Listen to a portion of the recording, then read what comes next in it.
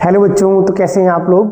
आप सभी का स्वागत है हमारे YouTube चैनल जिसका नाम है SP कोचिंग इंस्टीट्यूट के इस बेहतरीन प्लेटफॉर्म पर, जिस पर पीछे की क्लासों में हम लोग गॉस की प्रमेय के बारे में पढ़ चुके थे, वैद्युत फ्लक्स के बारे में पढ़ चुके थे। अब आगे धीरे धीरे हम उसको पढ़ते हुए आज हम गॉस की प्रमेय के अनुप्रयोग पढ़ने वाले हैं। गाउस के अनुप्रयोग को पढ़ने वाले हैं। किसको? गाउस के अनुप्रयोग यानी कि एप्लीकेशंस के बारे में हम अध्ययन करने वाले हैं। यानी कि गाउस के नियम के अनुप्रयोग क्या क्या है। ठीक है, तो सबसे पहले फर्स्ट टाइम डालेंगे अनंत लंबाई के, पहला अनुप्रयोग है इसका अनंत लंबाई के धारावाही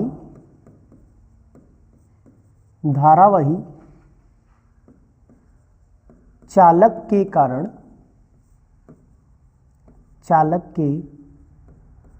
कारण वैद्युत क्षेत्र की तीव्रता निकालना।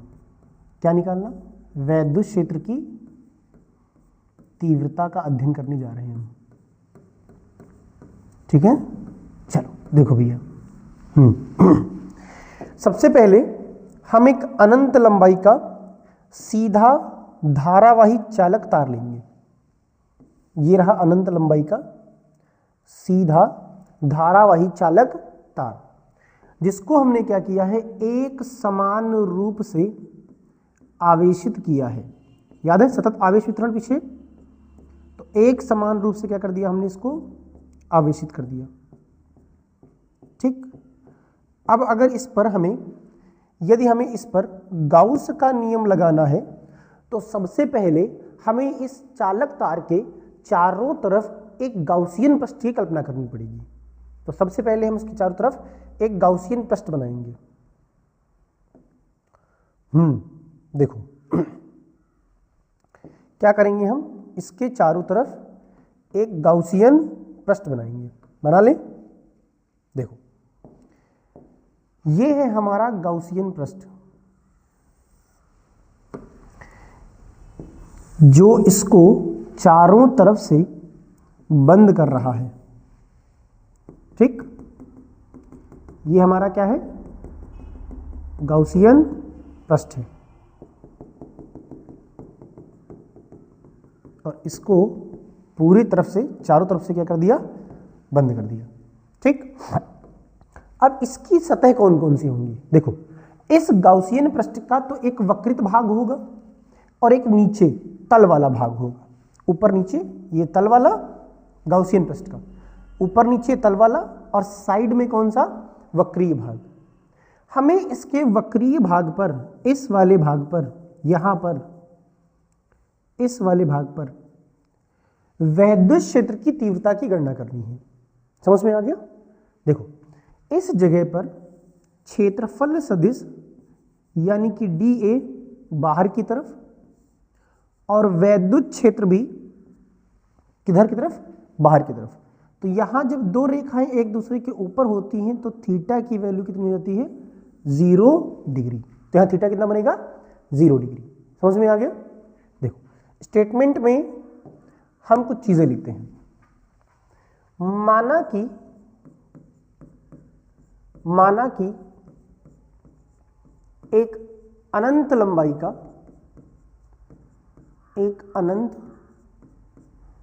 लंबाई का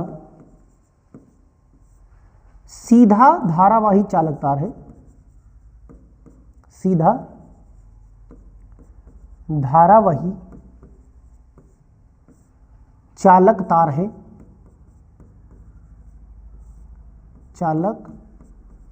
है, जिसे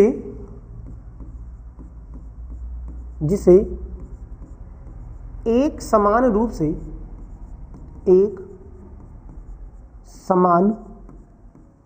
रूप से आवेशित किया गया है। क्या किया गया है? आवेशित किया गया है, किया गया है। ठीक, देखो एक अनंत लंबाई का सीधा धारावाही चालक तार है जिसे एक समान रूप से क्या किया गया है? आवेशित किया गया है। इस पर रेखीय आवेश घनत्व, इस तार पर रेखीय आवेश घनत्व, रेखीय आवेश घनत्व कितना है? लैम्डा है। ठीक, सबसे पहले देखो इतना स्टेटमेंट लिख लिया। अब हम क्या करेंगे? सबसे पहले वैद्युत फ्लक्स के फॉर्मूले के बारे में पढ़ेंगे। वैद्युत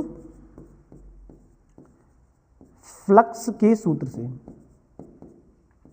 फ्लक्स के सूत्र से देखो फ्लक्स का फॉर्मूला होता है phi E is equals to E dot A cos theta. कितना होता है? E dot A cos theta. ठीक है, देखो गाउसियन पृष्ठ पर कैसा लगेगा? गाउसियन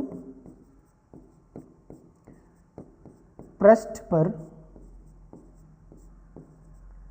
वैद्युत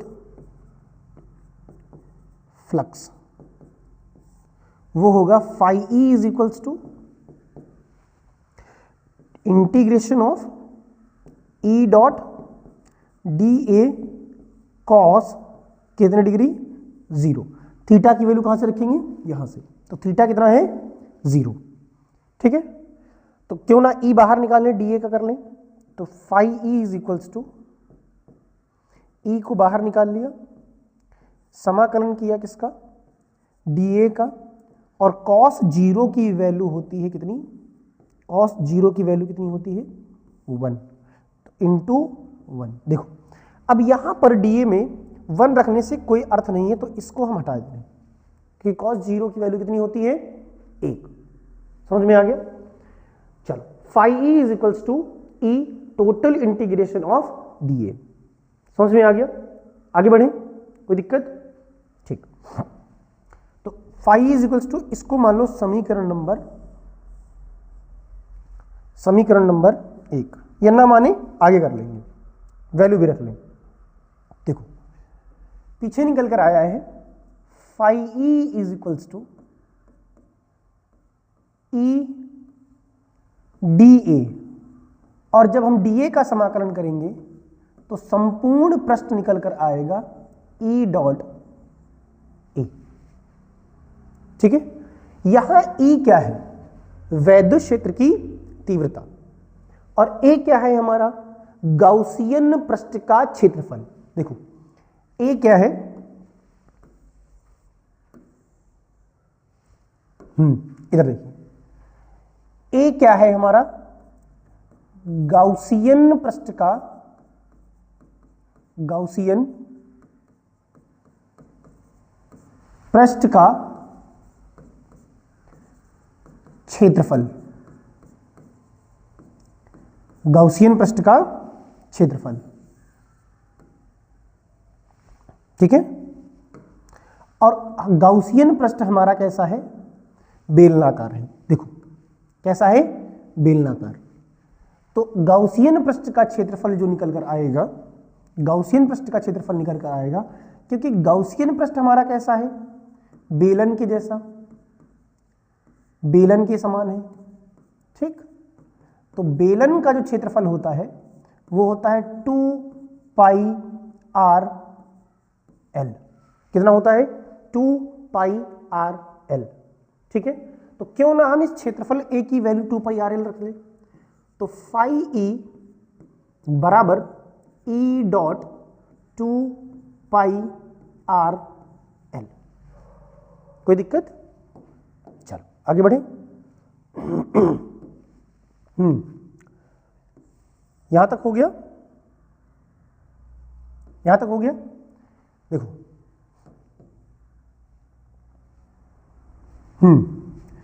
अब हम लगाएंगे रेखीय आवेश घनत्व का फॉर्मूला।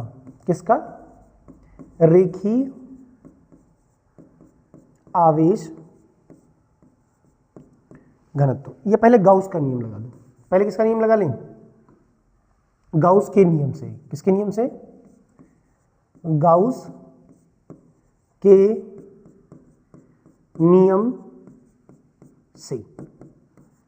गाउस का नियम कहता है phi E is equals to Q upon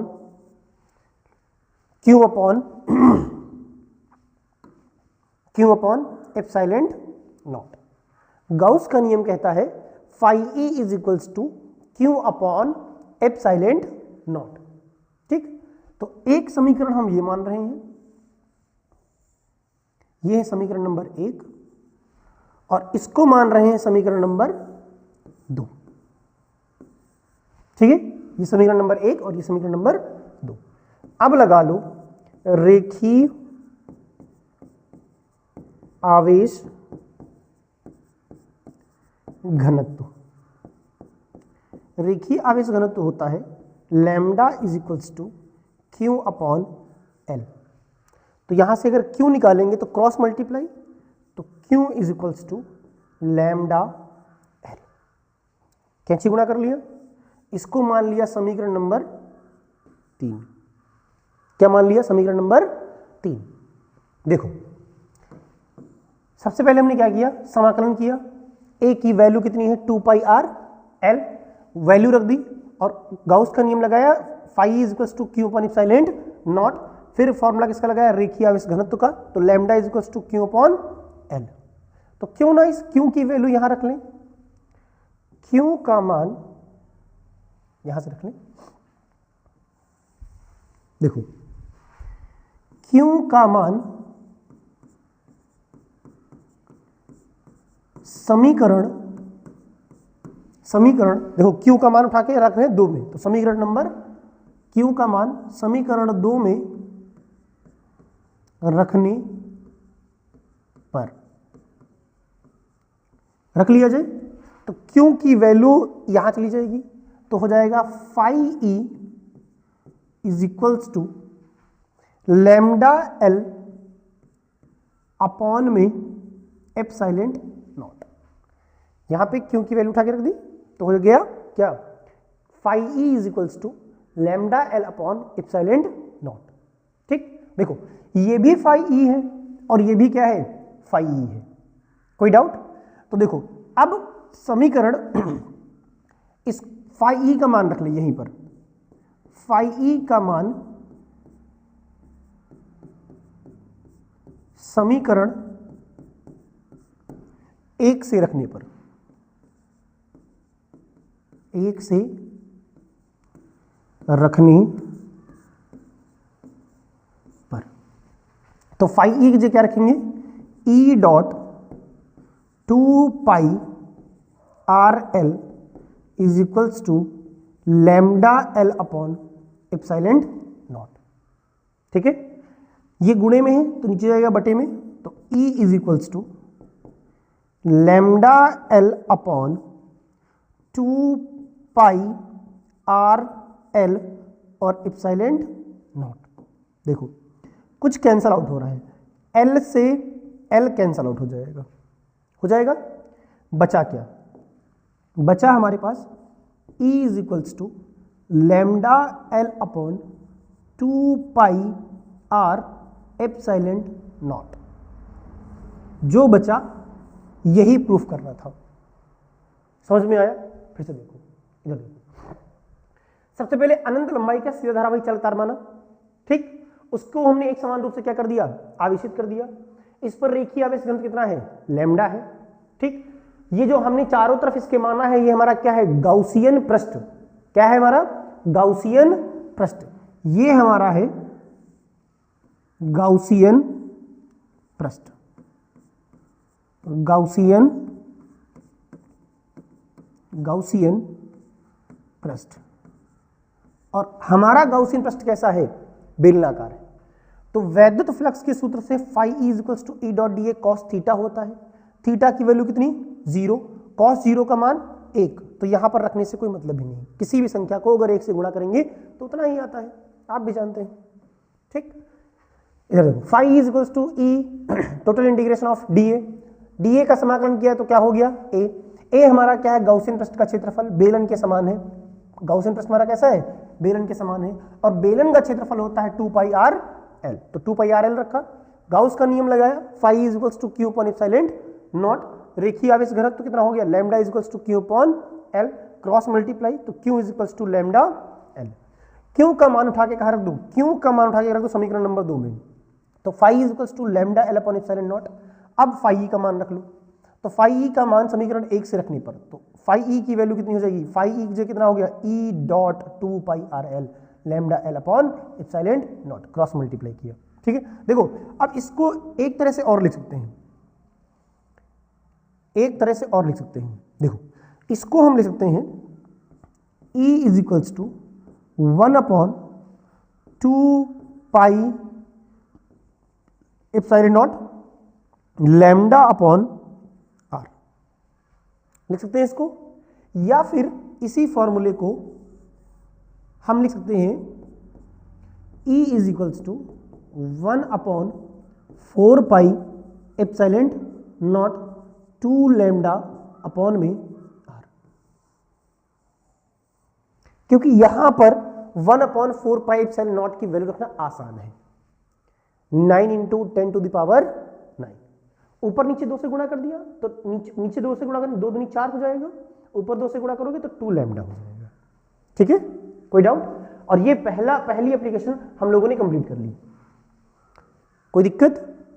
देखो अब समय बहुत कम है आपके पास, अब आपके पास समय बचा है सिर्फ और सिर्फ किसका, रिवीजन करने का।